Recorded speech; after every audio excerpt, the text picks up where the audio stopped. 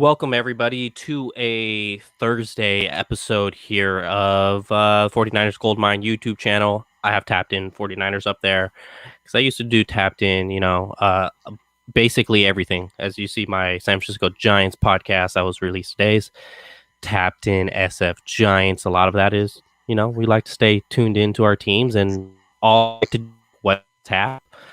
So let's talk about it. No practice today, obviously, with the 49ers. I kind of discussed that yesterday with Jose Sanchez. And back is yours truly, Niner Nate. How's everything going, Nate? I'm doing all right. Another day.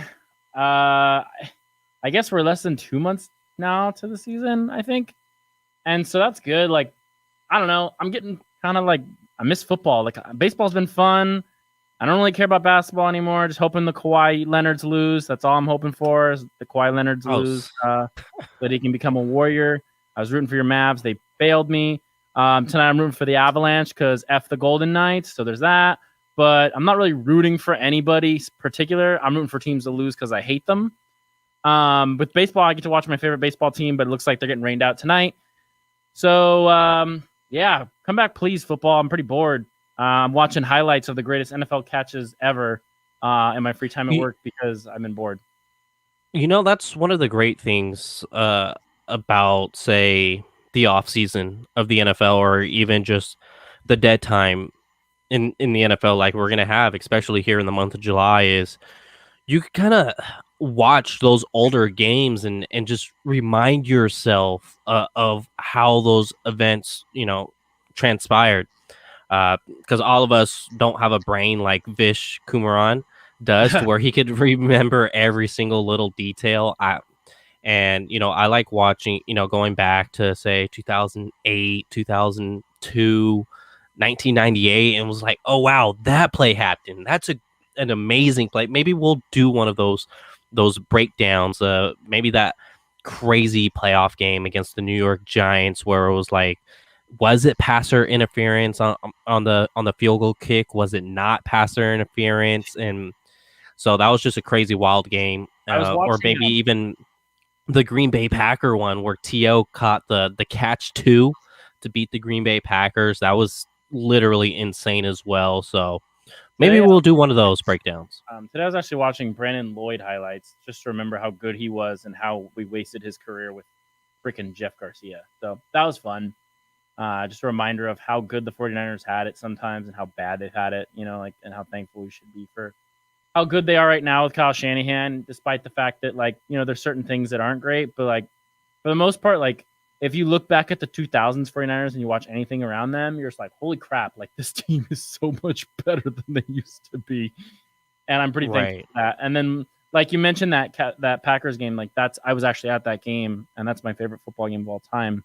So yeah, I love that game. One day we could totally break that down, talk about it. I'm always down for that just because, man, I don't think the Niners will.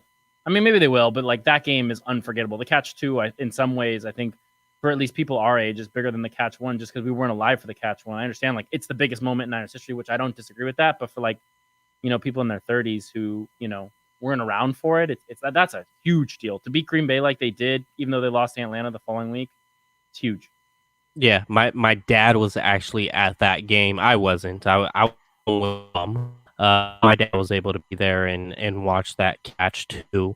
Before we get into it as well, what's without saying, go ahead and like, subscribe, comment, and follow along here with us. I'll post some of those comments as we go, as well as if you're watching on Periscope, get the hell off Periscope. Join us on YouTube. Just type in 49ers Goldmine. Nate and I will pop up in our live show here. The reason why I say hop on YouTube is, for one, Periscope is not that friendly to watch, especially if you're not on Wi-Fi. It's just in a buffer and make us unwatchable. And then on YouTube is you're going to support us and have those conversations with Nate and I to where we want to go live on days we don't want to go live. So definitely appreciate all the contributions that all of you do to make this channel successful. So who was it that broke the news today that the 49ers basically got fined because of the there was a recording that got posted to a social media platform. I'm not sure which video it was, but it They seem got to think the it's NFL's attention. Go ahead. What was that?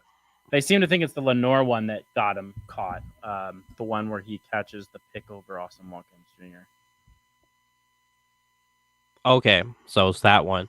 So I guess that was, against protocols and what you could do with rookie mini camp, and that's why the 49ers came down with a fine, and I see it, as stated below, is Jed York has to open up his checkbook once again to pay this fine. And the league needs to create something to where they if they find Jed York, it goes into the Leo Luna bank account. Should not go into Roger Goodell's bank account, or I'm not Well, Leo sure what Luna, they do with it. his Maybe it main goes to house. charity, but I'm just saying I'm open to it. If they're gonna find my CEO, I believe that money should go to me. I'm just throwing that out there. That's wow. I think that's communism. Yeah. I don't know what to say here. Like it's like, I mean, I wish I get that money. Yeah, because those fines are insane. But for Jed York, that's just a drop in the pan. Like that's crazy. Okay, just give me $1,000 of it. Like, These guys like are you don't have literally to do the paying whole him back and fine. forth Just because they don't. every time you find my CEO, just give me 1,000 of that portion, whatever the Bro, fine is. I'd love to have $1,000, like more than every 2 weeks. That'd be nice. Like Jed York has the money. He makes a killing. Guy was born rich Yeah. once his last name was York.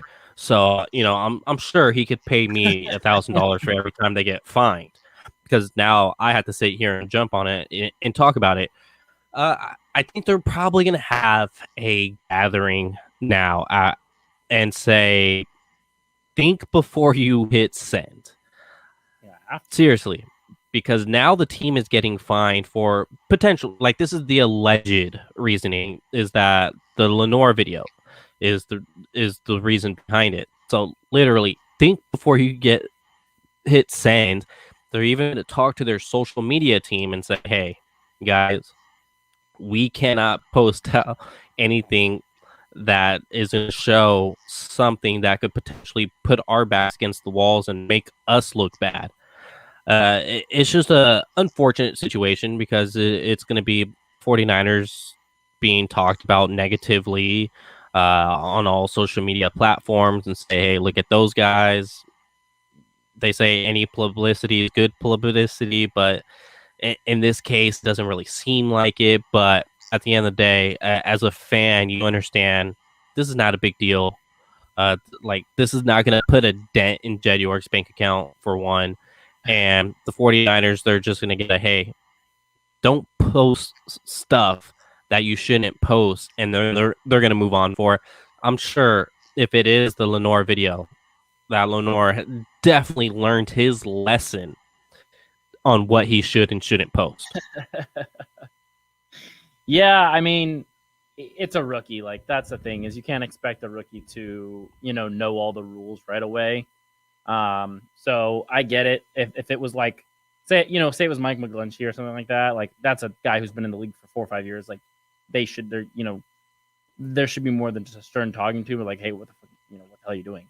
But like it's a rookie, like that's gonna happen, and every time it happens, if it happens more, that's when we should be worried. But right now, like it happened once. If it happens again, we'll go from there. But like I don't know, like it's such a drop in the pan. Like it's such a non-factor for me. But like I don't know. They already canceled the veteran camp next week, so I mean we're not going to see them till training camp now. Like there's not going to be a whole lot to talk about really. And then the weird news about people getting hurt, falling, getting out of chairs and stuff. It's just like I don't know what the hell's going on. To be honest with you, like this team's been weird this offseason, but I think it's probably a lot of teams. It's just because we cover this team, and that's why we're seeing all like the weird stuff all the time. I So will say this: at least it's not the Seattle Seahawks situation, to where they're in peak COVID protocols and the guys sneaking his girl in with the Seahawks uniform. to try to trick the cameras. At least it's not that situation. That would be a whole worse than posting a video where you dominated the guy across from you. So that's Yeah, what I got to say about it. that guy's not in the NFL Is anymore. See, the guy it, who did it, that. it could be a lot worse situation to be fined on. But let's go ahead and get in get into something more debatable, I guess. Who do you think starts at running back week one? Like who's going to be your guess? Obviously, with Raheem Mostert tweaked up a little bit, Trey Sermon's been getting some of those snaps in. Do you My think guy. Trey Sermon's the guy, or do you think that Raheem Mostert's going to claim what he had last season, which was RB1 come week one? When I say start, I kind of want to clarify, not necessarily the guy who's going to get the most touches, but the Mm-hmm. guy who's going to be out there for, say, consecutive downs on the Mm-hmm. first series of the Yeah. season. So this is kind of interesting. I thought about this a lot recently because I've been drafting a dynasty team in fantasy football, and so I've been trying to find all the Christian McCaffrey's backups and drafted them in the later rounds to make sure when he gets hurt that I have them. That's not something that has to do anything with the Niners. I just want to tell people because I think it's clever. If you're in a dynasty league, draft every running back under Christian McCaffrey because he's going to get hurt because he never stays healthy. But the thing is it's very hard for a rookie running back to start in the NFL like day one and make huge impacts. Like Jonathan Allen was the second overall pick in this dynasty draft I was in.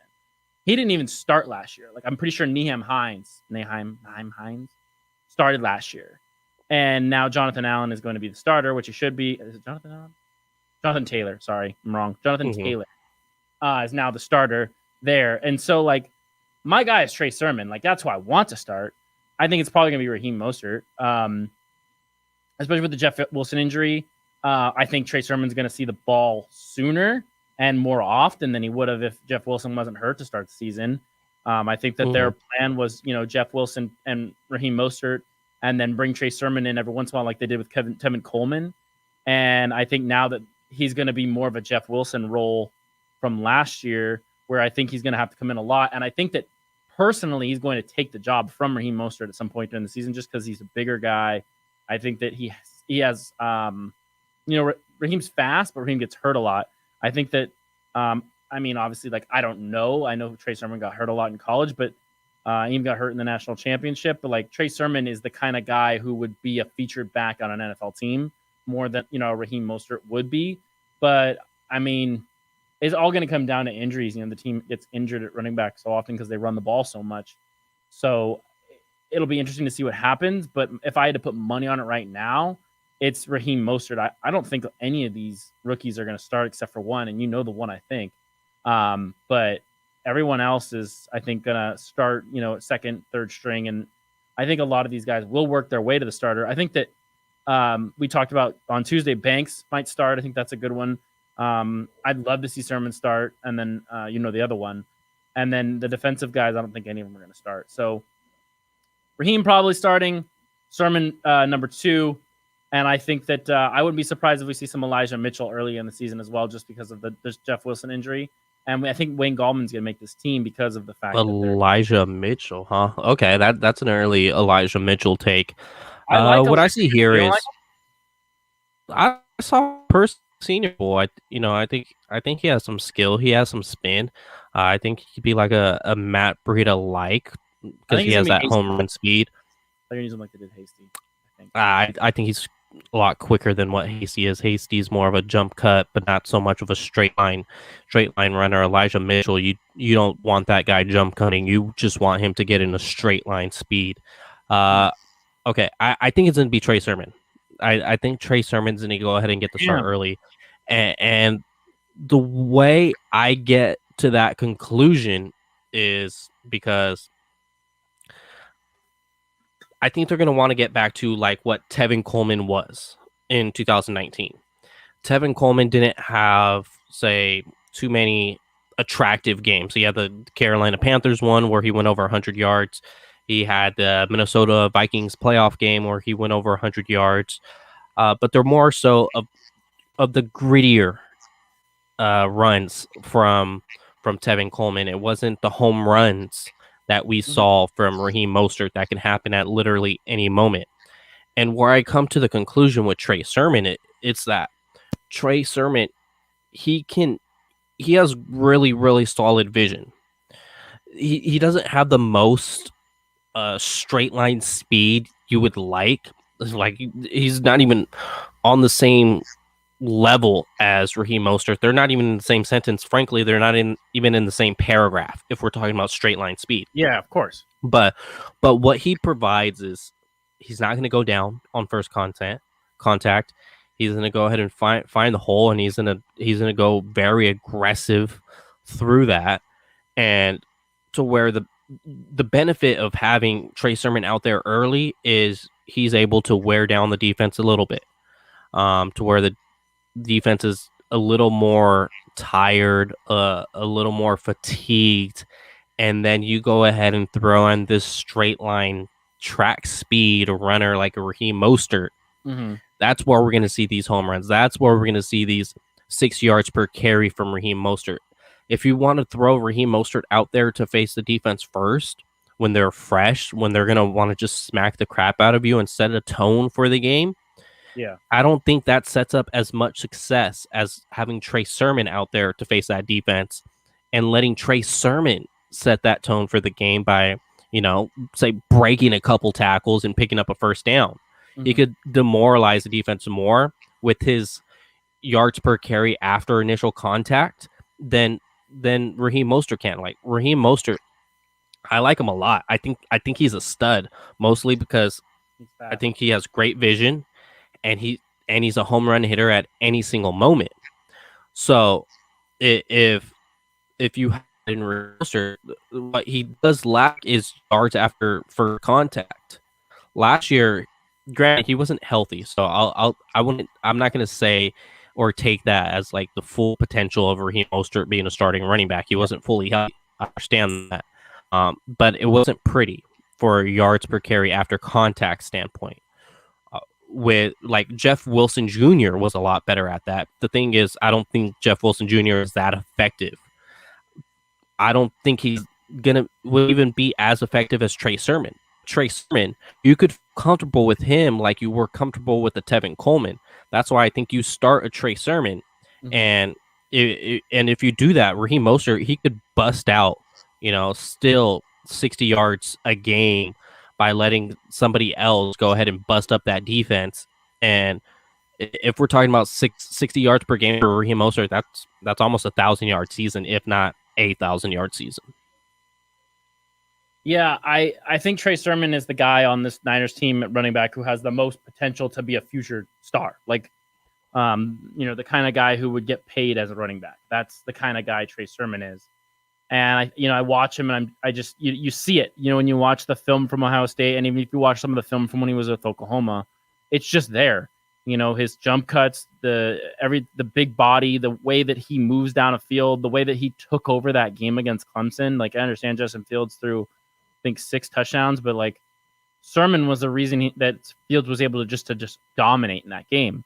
And if you notice, when Fields played Mac Jones in the national title game, as soon as Sermon went down, while Fields was still really, he was still pretty effective.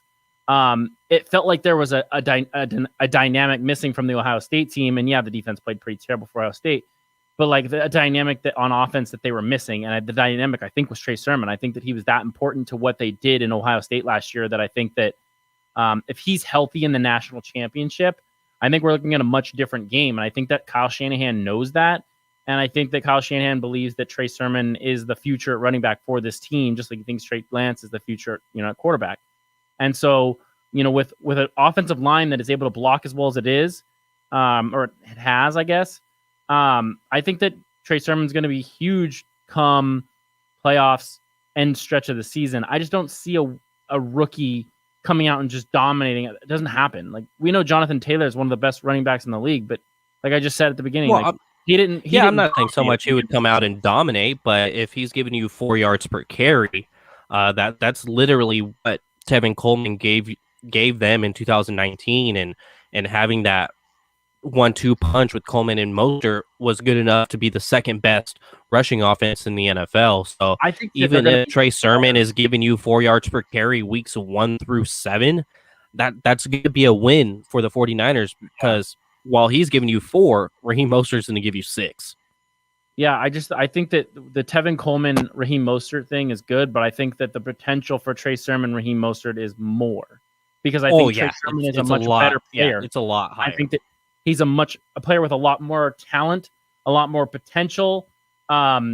It's really interesting. I think that there's the Trey Sermon pick was really interesting when it happened, because it's just like, okay, Kyle wants his running back, he wants his guy, and that was what this draft was about. It was, they didn't draft a lot of defense, they didn't draft any wide receivers, because Kyle wanted his guy at quarterback, he wanted his guy at running back, and that's two most important parts for him, to run his offense. Obviously, you want his offensive line, all that stuff. He has his tight end, he Which he has his has. wide He has his receivers. offensive line.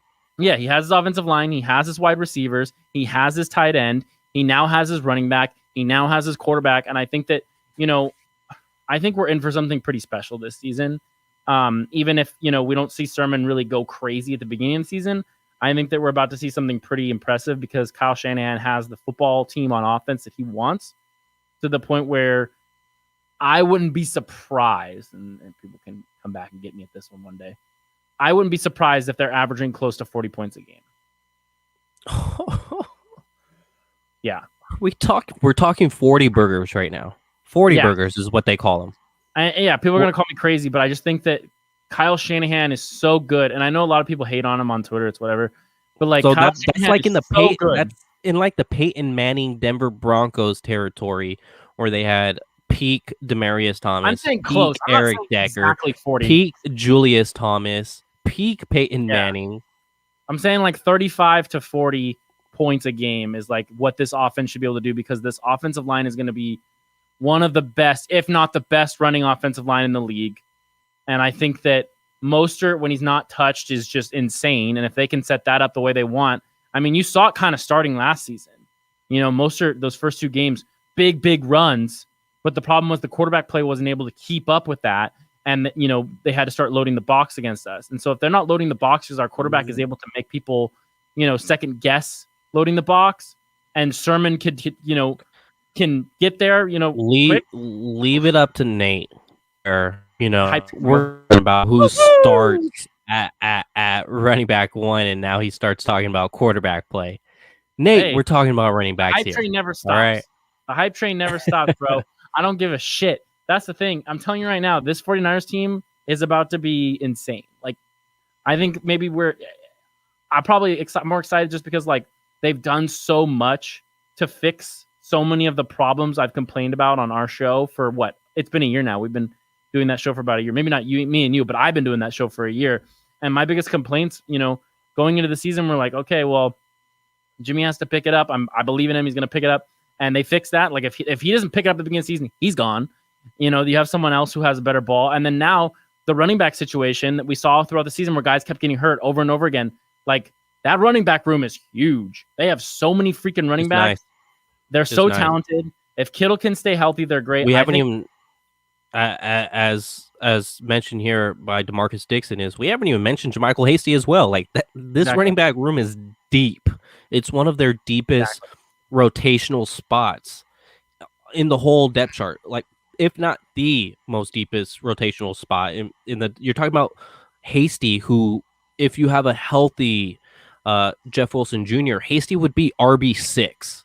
Yeah, dude. That's insane. This team is insane. Like, on offense, it's insane. The way they're going to be able to run the ball on people is going to be just disgusting. And that's teams don't have a JaMychal Hasty at RB3, and we're talking about RB6. Yeah. That's the thing is, and I just said, that offensive line might be the best running offensive line in the league. Like, that's the thing. And now you have a team that can literally just run all over people. And I think people are forgetting, like, Elijah Mitchell's good too. Like Travis Cooper just said. Travis just said it. Elijah Mitchell's going to be good too. Like, that's the thing is, like, when you look at this running back room, including Wayne Gallman, like, it's insane. And if they can keep their starters healthy for most of the season, they're going to just run all over everybody. Like, Kyle Shanahan has got to be, like, watching film and thinking about his playbook and just licking his lips every single night he thinks about it, because he's just like, oh my God, I'm going to murder people with this run game. Like, oh my God, it's disgusting. Even if you insert some, if he's not the starter, whenever on the season, not necessarily week one. Mm. But even if Trey Lance is able to get some packages in there, oh my gosh, the offense is crazy. The biggest thing But too about Trey Lance is what he does is whether or not he starts the season or not is what he does for the way that people play the 49ers. Like I said on our show recently, I watched the Super Bowl again recently. And in the fourth quarter, the Kansas City Chiefs loaded the box constantly, daring the 49ers to run and daring the 49ers to even try and run. And they kept, they couldn't run, so they'd have to throw the ball. And with Trey Lance, not only can he throw the ball, but he can also run. Jimmy, no one's like, okay, Jimmy Garoppolo is going to run 10 yards on us and get a first down. Like, that's really scary. Nobody's thinking that. People, when they look at Trey Lance, they watch this film, they're like, oh, crap, they can run out of the read option and they can probably do something to us that we're not ready for. Like, the multifaceted offense that the 49ers possess now with Trey Lance is stupid. I mean, it's dumb how what they can be, what the potential is. I mean, the fact the NFL let this happen is crazy to me because Kyle Shanahan has got his team fully on offense for the first time in his entire life. Well, let's just jump right into the next segment. Since we're basically talking about that. PFF did not rank Kyle Shanahan as a top offensive coordinator. Let me go ahead and see if I can find the list. I saw it on Instagram. It just pisses me off. It's just gonna make me do this again. that they don't have Kyle Shanahan in there. I saw it. One of the top offensive minds. When I saw it, right? Yeah. Okay. Did Kyle Shanahan? So we're looking at the top 6. And I'll go through the list for you. Number 1 is Matt LaFleur. He's a good offensive mind. Like, Kyle Shanahan's better than Matt LaFleur. Matt LaFleur Brian is DeBall. Kyle Shanahan's son. That's Dable? True. Brian Dable. Whatever. Chiefs guy, right? Dable. No. Bills. Brian Dable. Oh. Mm-hmm. Number 3 is Andy Reid, which I think I think you got to put Andy Reid before those. Like he got, if you're not inserting Kyle Shanahan in this top 6, and Andy Reid should definitely be number 1. Look at his pedigree in Philadelphia. Look at his pedigree with the Kansas City Chiefs. Like hell, he was getting 10 wins every season with that Alex Smith at quarterback. He's a brilliant offensive. This is the one I find crazy as well. John Gruden, number 4. Oh God, who's 3? John 3 Gruden, number 4. Yeah, and John Gruden's number 4. What football are people watching? The hell? Let's make our own list. That's not shit. 4. So I'm gonna go with Andy Reid, number Joe. 1. Hold on, I'm not done yet. Oh my God! This just gets worse.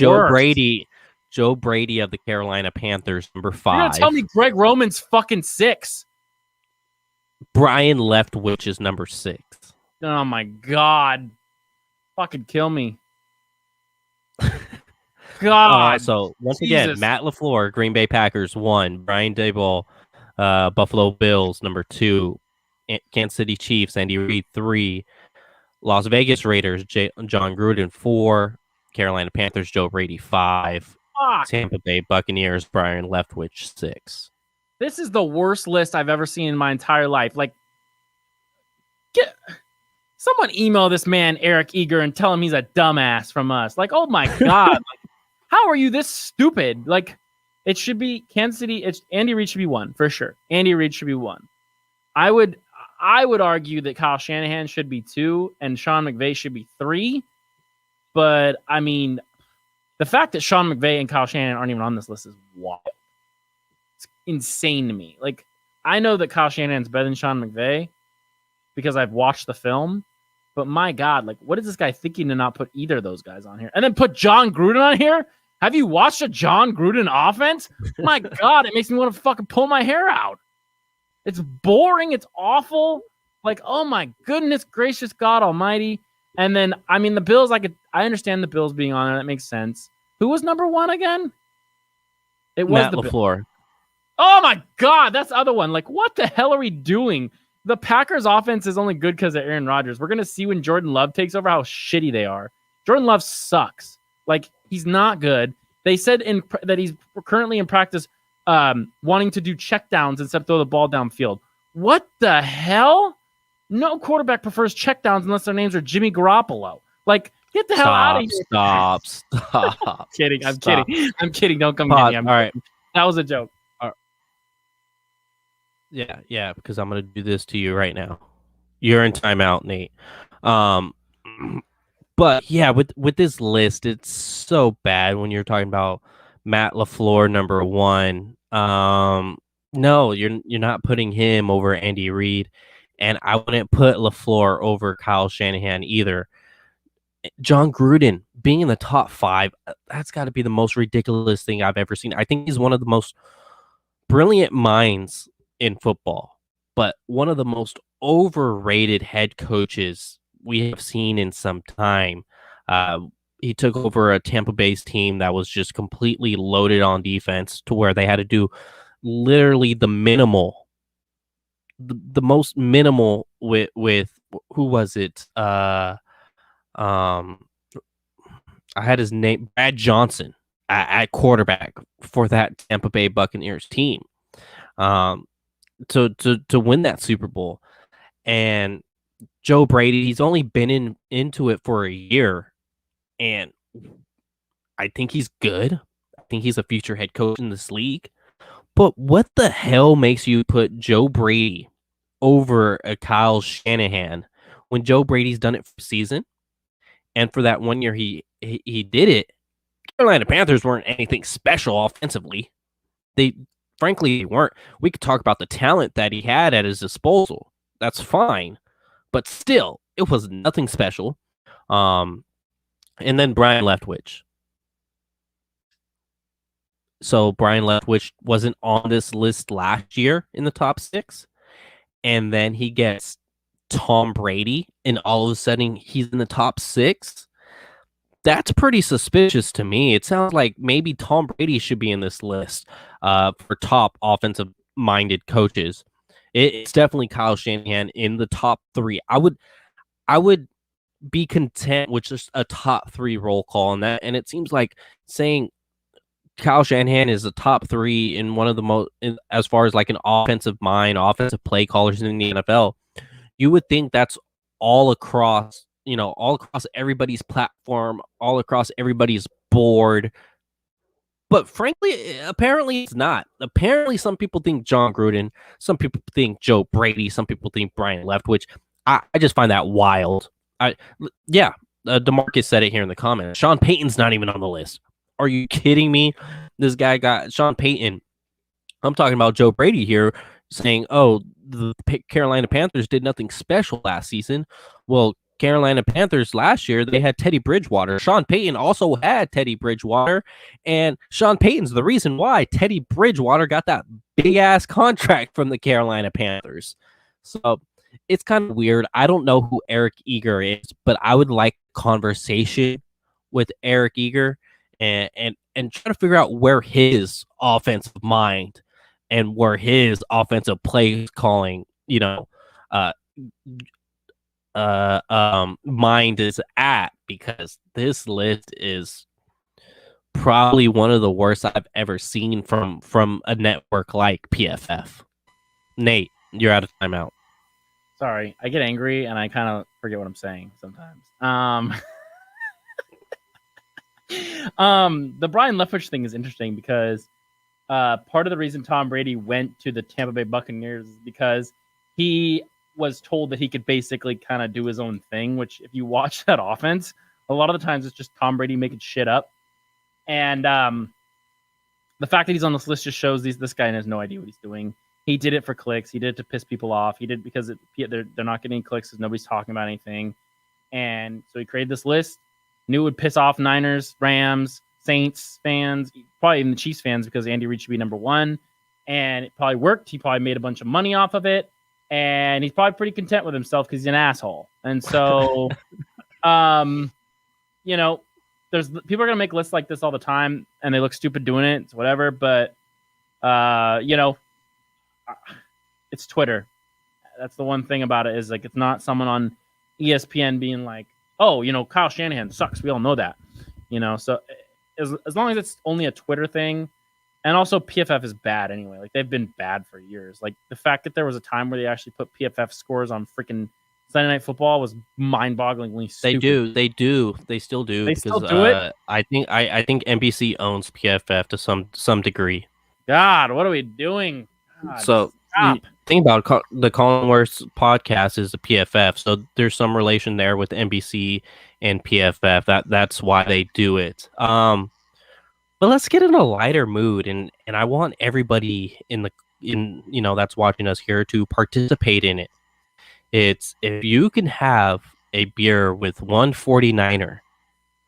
It's kind of hard because I know I would name a few. I had not one. I had plenty of beers with the former one, which is Joe Staley, and that was kick-ass time having beers with Joe Staley. I remember myself because we were at a bar in downtown San Diego, and I was like, Joe, like I got the next round's on me. It's funny because he just laughs, and at that point, all you know is just Joe's like, dude, I'm in the NFL. I make fucking millions. I'm not letting you buy me a beer. Um, so he bought basically a 6-pack for me that night, and it's a great time because we've all seen like Joe Show and stuff like that. That's definitely a person you would like to have a beer with.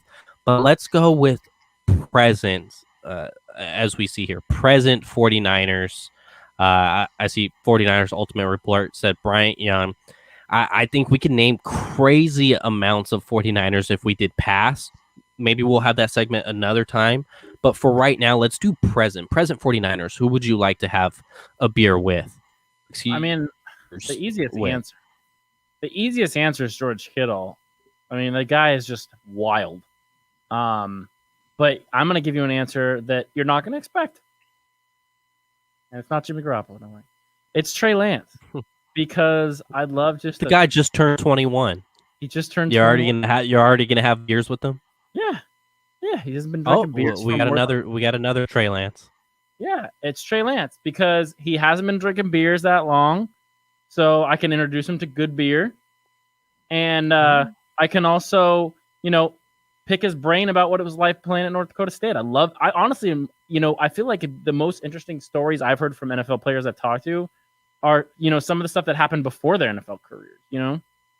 I'd love to learn about what it was like winning the national championship, just kind of picking his brain about what his mindset was going into the first pro day, like kind of what how he everything that led up to him being drafted by the San Francisco 49ers. Are you gonna wear that shirt? This is my shirt. Yeah, like when you go drink with him, are you gonna wear that shirt? Of course I am. He's my guy. Even if Justin Fields was my guy a couple of days before he was drafted. That's the thing. And so like getting to pick his brain and I'd like to hear all the process because like we were all sitting on our hands, not rooting for Justin Fields. Meanwhile, like he kind of knew he was getting drafted by the 49ers. He kind of implied that he knew a little bit. He's like, I didn't know, sir. I didn't know, coach. And so, I'd love to hear like all the stuff that led up to the day he was drafted, like the conversations he had with Kyle, the stuff they talked about, like all that stuff. I think it'd be super duper interesting. And then also, introduce him to good IPAs because I'm sure he hasn't had one, hasn't had many. Although maybe he's a millionaire now. So actually, he hasn't gotten his contract yet, so maybe he's not a millionaire. Ooh, IPA. So, person that I would, love to have some IPAs with, I'm going to say IPAs because that would be my selection of choice. It's going to be George Kittle for me. It's someone I could drink with, but I don't know. George might be a little wild for me. I feel like I mean, drinking under the table. Like I might end up just having the worst headache the very next day. I might be caught throwing up on the sidewalk. I feel like George Kittle would definitely drink me under the table, and he'd be absolutely fine, not even looking drunk. So I don't know. I might have to backpedal from that George Kittle one. I'm going to go with Fred Warner, like the 49ers Ultimate Report said, because Fred Warner looks like we could, have some beer, sit there, chill, have an educated conversation or, have whatever type of conversation, but it's not going to be buck wild like it's going to be with George Kittle. So I feel like Fred Warner would be I was going to say cup of IPA. To where we're just chilling, having drinks, having a good time, and Fred Warner, I really do get that vibe from, the conversations over Zoom, with media availability and stuff like that. Like Fred Warner, and he's a likable guy. I think it's just one of those guys that's easy to get along with, and hopefully I could do that pretty soon because we do have some mutual connections here. Since we did both play high school in the San Diego area, I actually got knocked out by his high school. He wasn't on the team yet because I'm a little older than Fred Warner, and when I lost to his future high school, he was in like 8th grade, and I was a senior. So I think that's the closest thing I've got to playing against Fred Warner, was just playing against his school. Hey, that's better than nothing, right? I mean, I didn't But play you're a against him. powerhouse high I school. played it. So Powerhouse. you want to hear an interesting story before we end this today? I played against Zach Ertz in high school, and that dude is the hardest motherfucker to tackle on the planet, or at least he was. And so what San Ramon High School used to do is they used to use him not only as a running back, but also as a tight end, to the point where we would watch the film for San Ramon the year that he was there, and the plan was literally get the ball to Zach and let him make a play, and they beat us by 50 points. So, Zach Ertz, you're a bastard. Yeah. Who did I? He's on the Broncos. Tim Patrick. He was with the 49ers for a little bit. Tim Patrick, he's like a 6'4", 6'5" wide receiver that's on the Denver Broncos, and he actually covered me in high school throughout a game. So that felt good. He was big as hell in high school too. Yeah, he played his high school was trash. We smoked him. He played corner and receiver. He was literally their only threat on the team. But this was a good conversation. Let's go ahead and we'll cut it off here. I appreciate you guys joining us here in the chat, telling us who you would have a beer with. We'll be back next Tuesday, same time, 3:30 Pacific. Join us maybe go ahead. And starting next week, the Niners Nation podcast is going to do previews with beat writers from the NFC West team. So next week will be the Cardinals, then the Seahawks, and then the Rams. So we're going to be talking to all those guys about their team, what they think about those teams this year. If you have any questions that you want us to ask them, feel free to hit us up on Twitter, send us a message, something. Let us know what you want us to ask those guys, because this is our chance to, talk to guys who cover the teams in our division that we're going to be seeing twice this year. And so, if you're very curious to feel how a Seahawks fan feels about the Seahawks, minus Russell Wilson, because their roster's trash, and we all know it's trash. So that kind of stuff. And then how people feel about the Rams and the new quarterback, Matthew Stafford. And and before we sign off here, just go ahead and hit the like, subscribe, and comment below. And like Nate said, if you want to, have us ask them questions specifically, here's our Twitter handles. Just go ahead and DM us a message, and we'll go ahead and ask that question on your behalf. I hope everyone has a great weekend, a great Thursday, and stay safe.